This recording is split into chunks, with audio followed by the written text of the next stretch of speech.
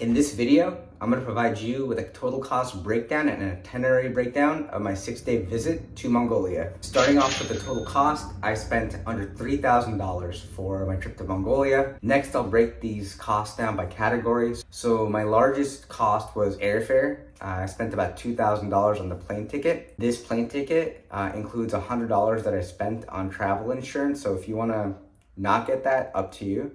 Another thing to note is that single plane ticket covered my trip to Korea and Mongolia. So I visited both places. My next biggest group of expenses was for tourism. So I spent $440 on things related to tourism. That $440, $400 of that went towards my 2-day excursion living with nomads in rural Mongolia. The best money I've ever spent while traveling. Life-changing experience, so totally worth it in my opinion. The next thing that I did is I spent about $40 on miscellaneous entry fees to like various museums and parks. So for example, going to the Genghis Khan National Museum was like, I think $7 or $8, I can't remember. Next biggest cost category was food. I spent about $220 during that 6 days in Mongolia. This allowed me to eat out 3 to 5 times a day. I ate a lot. It also allowed me to do a couple trips to the grocery store. And I also went to the convenience store like 3 to 5 times a day just to get like snacks and beverages just like while I was walking. So food, in my opinion, is pretty cheap there. My next largest cost category was about $200. This is my other category. So this included things like gifts I bought for friends, family, myself.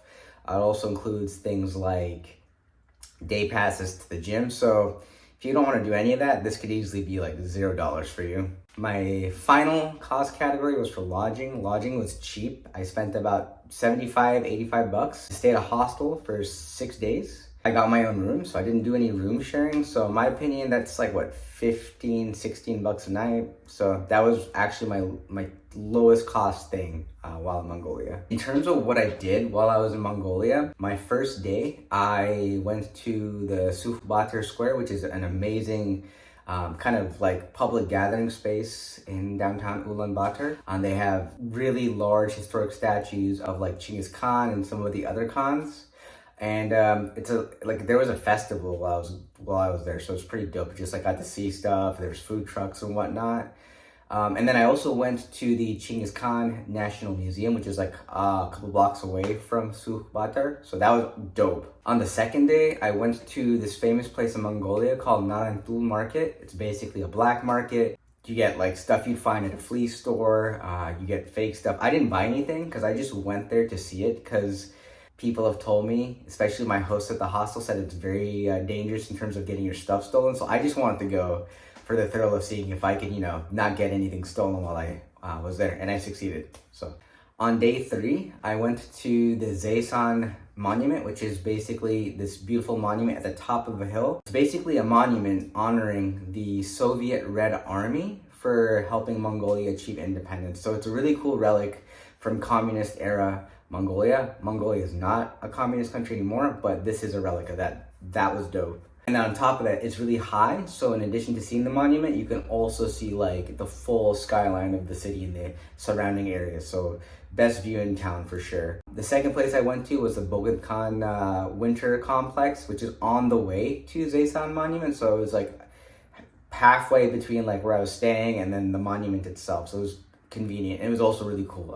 It's one of the few standing complexes that exists. On day 4, I went to look around at all the various embassies. So like North Korean embassy, Turkish embassy, Vietnamese embassy. There's some pretty cool like statues and monuments you'll see. Like at the North Korean embassy, there's like this like wall with just like pictures of like Kim Jong-un and his visit to Mongolia. It's like Kim Jong-un's wall. And then like, for example, the Turkish embassy has a really cool statue of a whirling dervish.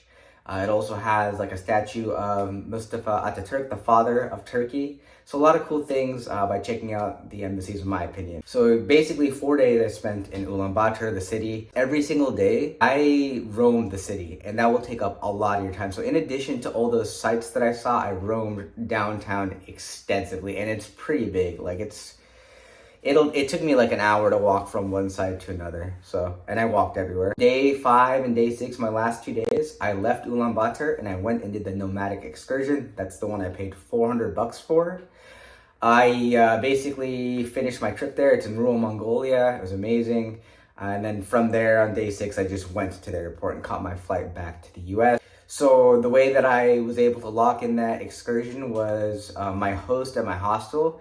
I stayed at the UB guest house, and the host there, she basically has all these tours and things she can arrange. And so she arranged the Nomadic excursion for me. She didn't come with, but she arranged everything. All I had to do was pay her, and it was very awesome. And she has relationships with all these like vendors, like the families and all that, because she is of nomadic descent herself. So pretty awesome. So that's all I got for my total costs and my itinerary. If you have any questions, let me know in the comments.